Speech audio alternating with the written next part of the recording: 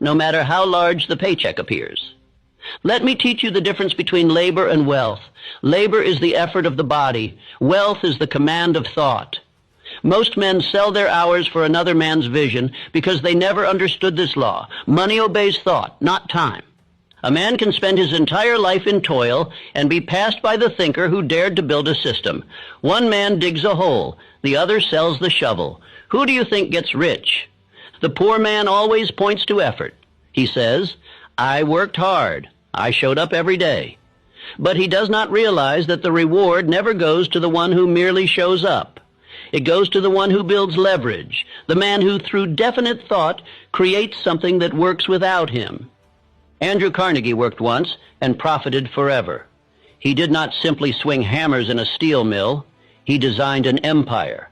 He built a system of processes, men, and materials that multiplied while he slept. He used his mind to organize men with skill and vision. And from that moment forward, his ideas earned more than any single day of labor ever could. That is the secret the worker never learns, that the mind is the only true factory of fortune. Yet you have been trained differently. From youth, you were taught to associate hours with income, to believe that your value is based on how much time you give.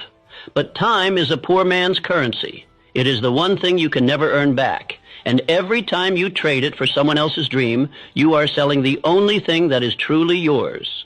The truth is this: men were trained to work, not to think. They were trained to obey, not to build. And now they wonder why they labor for a lifetime and have nothing to show. It is not injustice. It is programming, and it must be broken. You cannot continue to believe that more effort will bring more freedom. It will not. What brings freedom is ownership. Ownership of thought, ownership of systems, ownership of purpose. Until you stop working blindly and start working with definiteness, you will always trade your life for crumbs. Listen to me. A man who never escapes hourly labor dies a servant. It matters not whether you wear a suit or swing a hammer. If you trade your time for pay with no greater plan, you are merely a more expensive slave. But there is a way out. There is a new law to obey, a new identity to form, and it begins here. Affirm now, speak with power.